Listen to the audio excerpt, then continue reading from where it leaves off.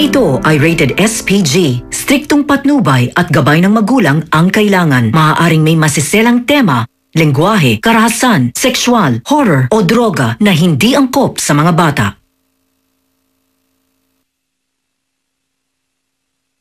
Bumaba si Lola. Sana sasagot pa.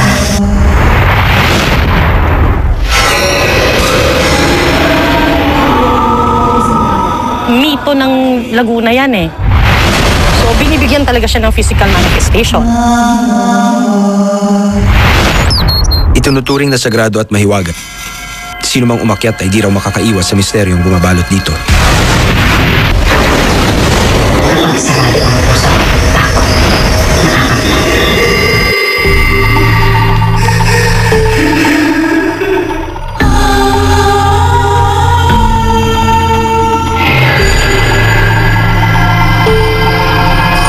Siya si Mariang Makiling, ang diwatang kilalang-kilala natin lahat. Pero sino nga ba ang nilalang na ito? At ano ang mga kababalaghan na bumabalot sa umano'y bundok na kanyang pinamamahayan at binabantayan? Ako si Ryan Eigenman.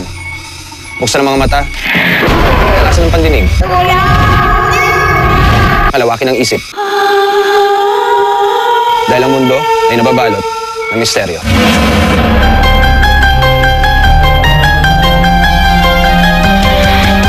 Ako'y nagtataka sa aking nakikita. Ako pa'y pinaglalawan ng aking isipan. Ako'y natatanong bakit may bumubulong. Anong kababalaghan aking nararamdaman. Ang ating mundo'y nababalot ng misteryo. Hanggang kailan sisigaw, hanggang saan tatakbo.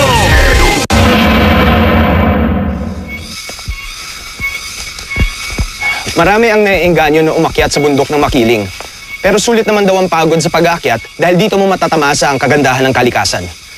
Pero hindi lahat ng umaakyat ng bundok ay nakakababa ng buhay. Ang bundok ng Makiling, bukod sa luntian at sagana sa yaman ng kalikasan, pinaniniwalaan itong bundok na balot ng hiwaga. So bakit siya tinuturing na mahiwaga? Kung pagbabatayan mo yung mga sinulat, partikular yung sinulat ni Rizal, no? Mayroon siyang mga kwento tungkol sa mga kababalaghang sinishare ng mga taong kausap niya noon.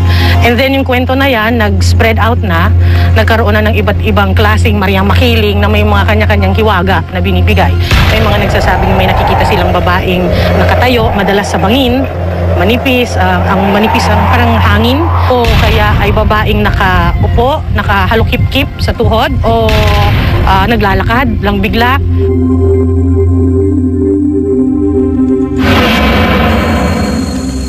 Kabilang sa mga kwento-kwento ang pagpapamalas umano ni Maria ng kanyang puot sa mga taong nagbabaliwala ng kanyang angking yaman.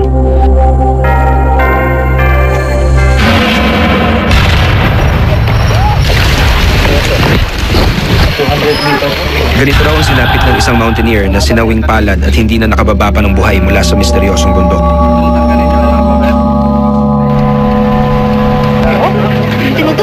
Ayon kay Nick Manlisis, isang forest ranger at miyembro ng search and rescue team sa Mount Makiling, ang pagkahulog raw ng mountaineer na naging sanhi ng kanyang pagkamatay ay nababalot din umano ng hiwaga. Kasi nag-traverse sila from Santo Tomas to Los Baños ng isa lang ang nakatawid. Yung tatlo, si Doc Ray, yung namatay, tsaka yung dalawa niya kasama, bumalik sila sa lumang trail, yung tinatawag na Planggana Trail. Kasi hindi na sila makakasort, alangan na yung oras nila eh. Pagbalik nila doon, yung dinaanan nilang trail, naligaw sila. Kasi ang sabi ng mga survivor, minarinig daw silang boses ng mga bata na naglalaro. Yun ang sinundan nilang trail. Ang hindi nila alam doon sa way na yun yung bangin yung area na yun. Hindi siya yung regular trail.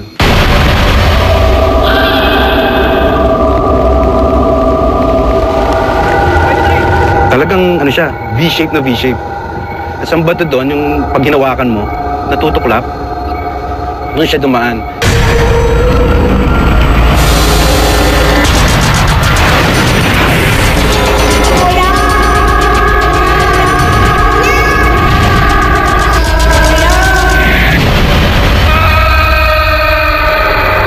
Hindi kasi kami pwede magsabay-sabay eh. Kumbaga sa dami na nagtitrail umaakyat, so sila talaga nahuli sila. Balitaan na lang namin, ang umagang yon, nagulat kami na may isang doktor na hulog doon sa bago magharing bato. Kinabahan ako doon na totoo. Yun yung batang yun na humingi ng saklolo sa kanya, na narinig ng doktor, yun yung batang nakita ko doon sa campsite namin. Maging ang ilang estudyante dito sa University of the Philippines, Los Baños o UPLB na madalas umakyat sa bundok ay may ilang di pangkaraniwang karanasan din sa Makiling.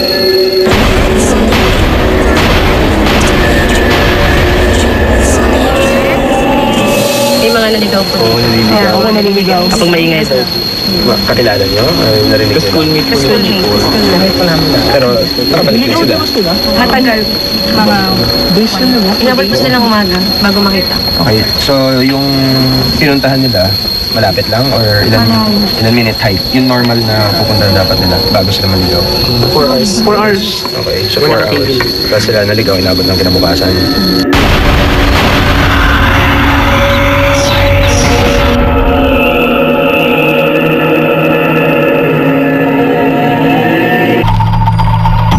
Bahagi na ng ating kultura ang mga alamat ukol kay Maria Makiling. At naniniwala rin tayo na katang-isip at sabi-sabi lang ng matatanda ang mga pamahiin tungkol dito. Pero sa kabilang banda, may mga nagsasabi na ang mga alamat ay totoo.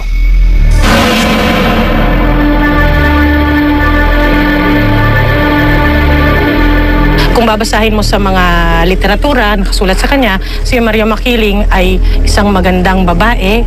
Actually, Caucasian na nga ang muka, mahaba ang buhok, madalas nakaputi, at namamasyal dito sa gubat ng Makiling. May mga nagsasabing si Makiling ay bruha dahil matapang din siya. No, pag nag-i-inflict siya ng parusa sa mga tao, so pinipicture din siya na matapang na babae. Tila pinatutunayan ito ng mga taga rito. Marami kasi ang nagsasabing nakikita nila ang diwata sa kabundukan na nagiging sanhi ng kanilang pagkaligaw. Kung minsan pa raw, may mga lalaking napupusuan ng diwata kaya hindi na nakakabalik sa kapatagan ng mga ito kapag umakyat ng bundok. Sila ang Dahong Palay Mountaineers, isang grupo ng mga mountaineer na sanay sa pag-akyat sa iba't ibang bundok sa Pilipinas. Base raw sa mga karanasan nila, sadyang naiibang Makiling. Ang bundok Makiling ay isa sa mga bundok na ayoko nang balikan dahil sa mga hiwaga na alam ko nababalot dito. At isa rin ako sa mga nakaranas ng mga hiwaga na yon noong mga panahong 2008. May GPS kami dala na napansin namin, hindi gumagalaw yung pointer ng GPS pero actually malayo na yung nalakad namin. So doon pa lang, medyo kinabahan na kami. Palagay namin, pinaglalaroan na kami ni Maria Makiling.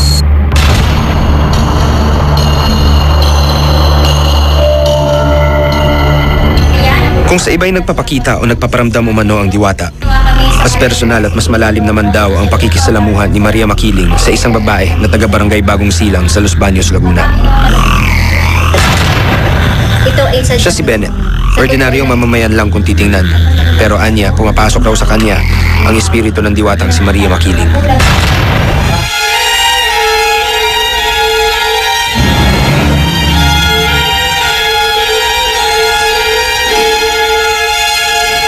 Bumibigat ang aking likod. Bumibigat ang aking katawan. Humihigip ang hangin ng tinutundang amoy. Mabango. Nagsisimula kaming magdasal. Pagdating sa puntos na yon, tuldok tayo, wala akong alam. Lilisan sila na.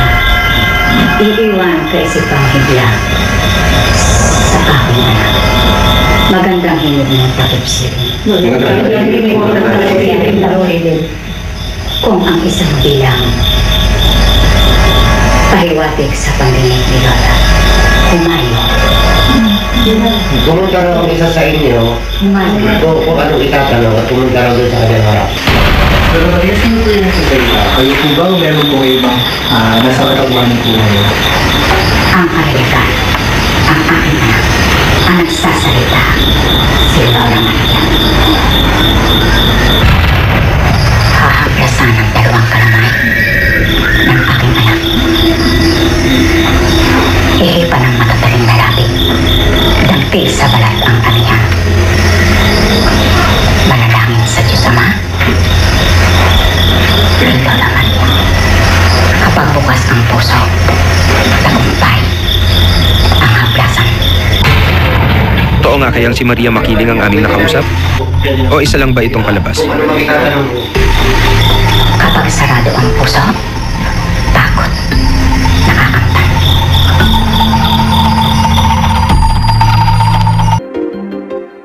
Kahit magdamag Kanina lamang ay isa siyang misteryosang babae.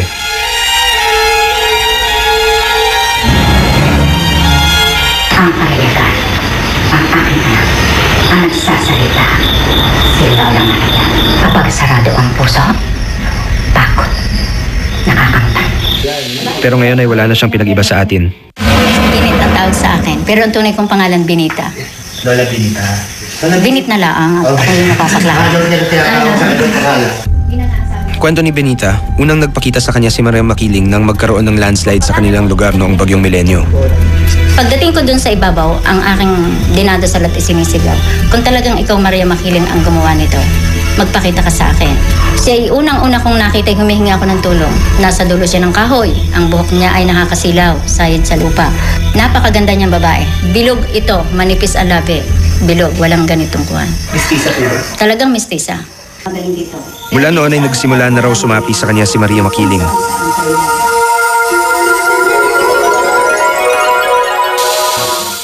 Sa bayang ito, may mga tinatawag na kaagapay si Bennett. Sila ang mga taong naniniwala kay Lola Maria. Ilan daw sa kanila ang pinagpakitaan na ni Lola Maria, pero tila nagkakaiba-iba sila ng paglarawan sa diwata ng bundok. Doon ko nakita naman sa kanyang katauhan yung hindi ito si Binet. Hindi maedad na siya nung ang makakuha. Pero saglit lang nakita ko siya. Nagising ako mismo nasa harap ko. Mahaba ang buhok niya, maganda, ang tangid ng ilong, tapos yung bibig niya ang nipis. Yung angkuhan niya, ang kanyo niya dalaga. Para sa isang paranormal expert na gaya ni Jay Mendoza, mas maraming tanong ang nabuo sa kanyang isipan kaysa mga tiyak na kasagutan. Ang unang-unang questions namin is yung way kung paano niya nire-reenact yung ginagawa niya.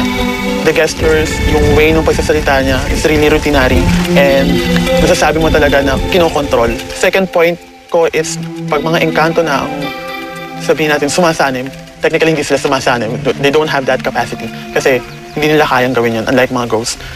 Pag sila na yung gumagalaw sa tao, violente yung mga tao, hindi sila ganun kakalmado. Ipinasuri din namin sa isang psychologist ang kuha namin kay Bennett. Based doon sa aking mga nakita mga sintomas na nakita ko na ang taong ito ay mayroong dissociative identity disorder or dating tinatawag nating multiple personality disorder.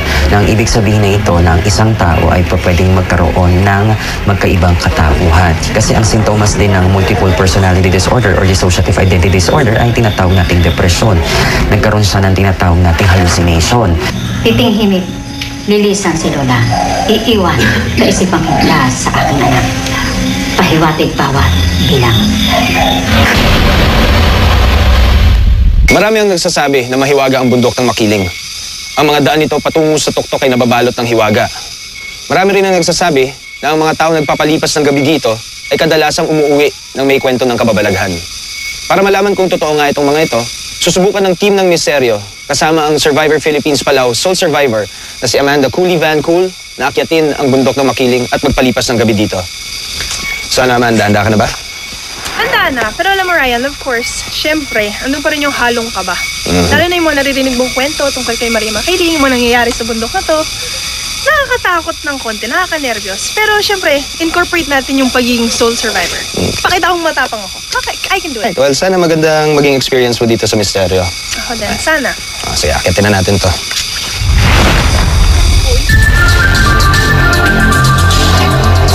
Nilamon na ng dilim ang liwanag nang simulan naming tahaki na ang daan patungo sa bundok ng Makiling.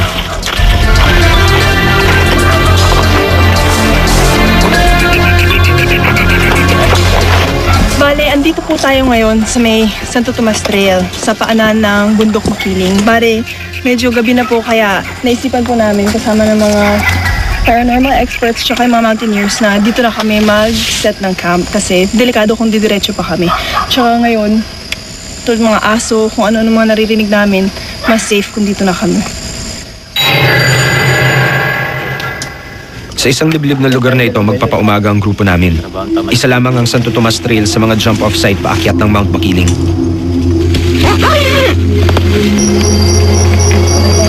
Sa gitna ng katahimikan ng gabi, bigla na lang nagising ang lahat. Dahil daw ito sa mga bisitang nagparamdam sa mga paranormal expert at mountaineers. Ginigising kita, ma'am eh. Oh. Kasi may naglalaro nga dito eh. Ano naglalaro? Saan ka na ba? May ikot sa kampo. Talaga? Oo. Siguro nakatulog na ako. Hindi ko talaga. Dito.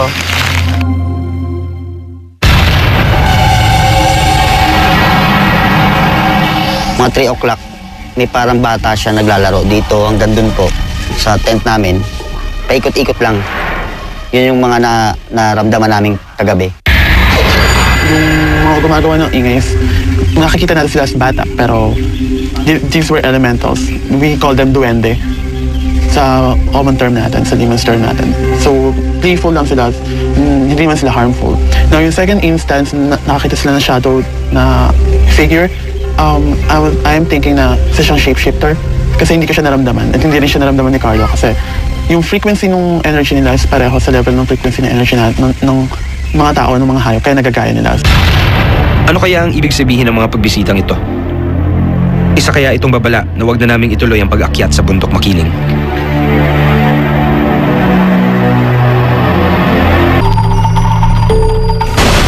Kinaumagahan, hindi na nag-aksaya pa ng oras ang aming grupo. Agad naming inakyat ang bundok ng Makiling. Patungo kami sa isang viewpoint ng Makiling kung saan matatanaw raw ang kagandahan ng bundok at mga nasa paligid nito. Grabe, ang tarik. Nakakahingal. Yung iba na una na, yung iba nasa likod ko pa. Tsaka ang daming armoseko. Ay. Yung totoo, we're actually getting a message. Ito, dalawa yung daan ngayon. Pero ito talaga yung tamang daan na kailangan nating kahakin. Kasi mas maggubat yun eh, mas masukal. Dito yung, mostly yung mga magkakahoy, dito sila dumadaan. Anong pag... Kuya Bong, ba't nakatigil tayo ngayon? Anong nangyari? Parang... Ano?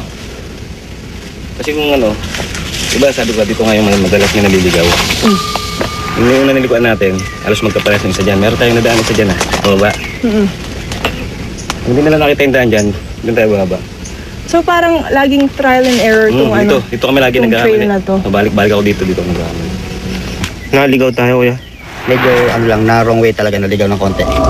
Pero ay, dyan lang, sa mukha na lang yun. Patunay na kaya ito ng pagkamisteryoso ng bundok? So importante talaga may GPS ko dito o kaya may kasama kang lokal na talagang sila lang yung bundok.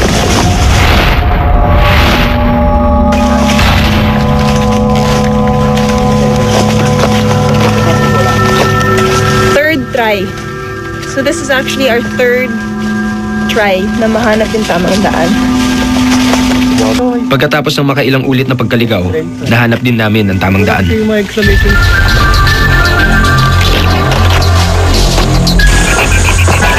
dalawang magkapatong na bato na to means continue.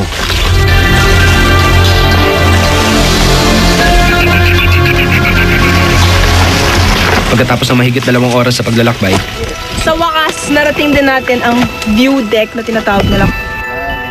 mula dito, matatanaw ang kabuoang ganda ng Mount Makiling at ang mga nasasakupan nito.